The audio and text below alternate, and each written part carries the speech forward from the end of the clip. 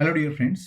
Myself, Dr. Devesh Mishra, and today I am going to tell you about a latest update given by Ministry of Health and Family Welfare regarding the Covid vaccination जो 19th मई को आया है update. मैं आपको उसके बारे में बताऊंगा, जो वैक्सीन के बारे में जिसको हमें मालूम होना चाहिए, जो भी वैक्सीनेशन करना चाहते हैं या जिनको एडवाइस देनी है वैक्सीनेशन के लिए, उनको क्या क्या चीज़ें ध्यान रखना है, जो आज हमारी गवर्नमेंट ने अलाउ किया है, जो बताया है, उन्होंने मॉडिफाई किया है। Right, so let's start. सबसे पहले यहाँ पे टोटल 7 गाइडलाइन है जो चेंज की हुई है। राइट, सो जो ministry of health and family welfare ने उन्होंने 7 चीजों को चेंज किया है। पहला बोला है उन्होंने कि covid vaccination is to be given after 3 months after recovery from the कोविड-19 इन्फेक्शन। बात समझ में आई? अगर किसी बंदे को इन्फेक्शन हो जाता है कोविड-19 का, राइट, कोविड-19 के इन्फेक्शन के बाद उसको कब मिलना चाहिए वैक्सीन? 3 महीने के बाद। तो याद रखना है, एक बार अगर कोविड-19 हो गया है तो जब वो पूरा रिकवर हो जाता है उसके 3 महीने के बाद, after 3 months, vaccine should be given. पहला नंबर। दूसरा पॉइंट, कोविड-19 पेशेंट शुड बी, जिनको, वो patient who has been given monoclonal antibodies, remember, monoclonal antibodies, those who have been given monoclonal antibodies are convalescent plasma, जिनको प्लाज्मा मिला है या एंटीबॉडी ट्रीटमेंट मिला है, उनको वैक्सीन कब लगनी चाहिए?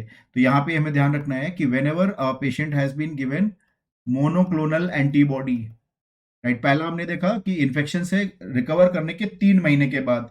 राइट, दूसरा हम क्या देख रहे हैं? दूसरा है मोनोक्लोनल एंटीबॉडी दिया गया है या फिर उसको कन्वालेसेंट प्लाज्मा का ट्रीटमेंट मिला है, तो भी हमें इसको डिफर करना है कितने दिन के लिए? 3 months के लिए। Right, so they have to be deferred for 3 months after the discharge from the hospital.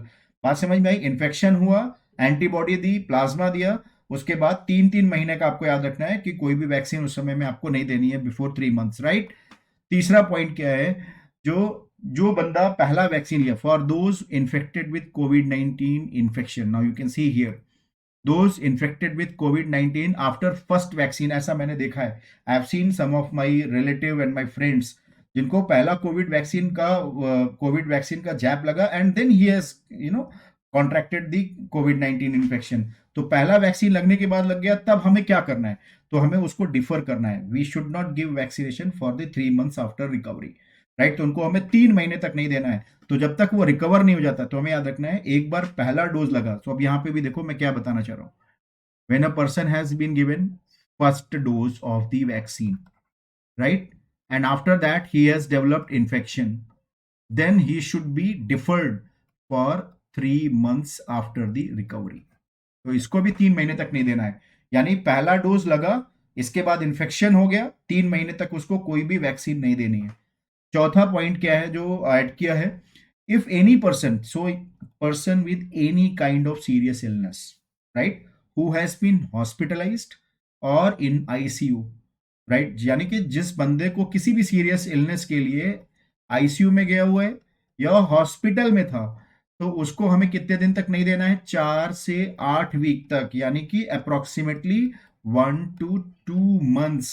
यहाँ पे मैंने देखा है कि ये भी लोग जल्दी करते हैं। तो याद रखना है, the person who has suffered from any serious illness, कोविड-19 की बात नहीं है, किसी भी सीरियस इलनेस के लिए सफर किया है जिसकी वजह से उसको हॉस्पिटल में एडमिट होना पड़ा है या वो आईसीयू में था, so he should not be given vaccine for the कोविड-19 till 4 to 8 weeks। Right, fifth update, जो अभी जो सबसे नई अपडेट आई है, ये है लैक्टेटिंग मदर्स के लिए, क्योंकि पहले वो लैक्टेटिंग मदर को मना करते थे। प्रेग्नेंट लेडीज के लिए अभी भी उन्होंने मना ही किया हुआ है, but lactating mother can be vaccinated now. So this is the fifth update. Right, sixth update is no need to screen vaccine recipients by rapid antigen test. यानी कि ऐसा नहीं है कि आपको वैक्सीन देने से पहले सबका रैपिड एंटीजन टेस्ट करना है। राइट, जो बंदा टोटली हेल्दी है, कहने का मतलब जो बंदा टोटली हेल्दी है और आपके पास आ रहा है कि मुझे वैक्सीनेशन लेनी है, उसका आपको रैपिड एंटीजन टेस्ट नहीं करना है। Rapid antigen test is not required for those who are healthy. Right, सातवां और लास्ट, ब्लड डोनेशन हम कब दे सकते हैं? Blood donation can be given after 14 days. तो हमें याद रखना है क्या लिमिट है? 14 days after the vaccination or after the RTPCR negative, या जब उसका आरटीपीसीआर निगेटिव आ जाए। राइट, सो आरटीपीसीआर निगेटिव आ जाए तब हम उसके 14 दिन के बाद, आफ्टर 14 डेज, राइट, जो आरटीपीसीआर निगेटिव आया उसके 14 डेज के बाद आप वैक्सीन दे सकते हैं, राइट। या फिर आप उसको कोविड वैक्सीनेशन के बाद जो है आप दे सकते हैं, ब्लड डोनेट कर सकते हैं, राइट। तो हम ये ब्लड डोनेशन की बात कर रहे हैं, राइट। ब्लड डोनेशन हम कब दे सकते हैं? वैक्सीनेशन के 14 दिन के बाद, sorry.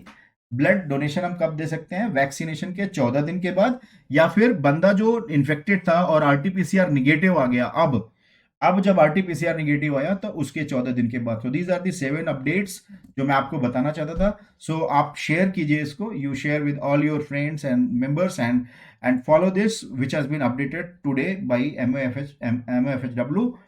So thank you so much to all for listening and stay safe, stay healthy. Vaccine, देखो वैक्सीन आपको प्रोटेक्ट करेगी, आपकी मॉर्बिडिटी मोर्टेलिटी को कम करेगी, बट आपको ये ऐसा नहीं है कि इन्फेक्शन से आप बिल्कुल बच जाएंगे। इसलिए आप हमेशा प्रिकॉशन लेते रहिए, हैंड वॉश कीजिए, मास्क लगाइए, पब्लिक गैदरिंग में मत जाइए। My best wishes to all of you for healthy and safe life.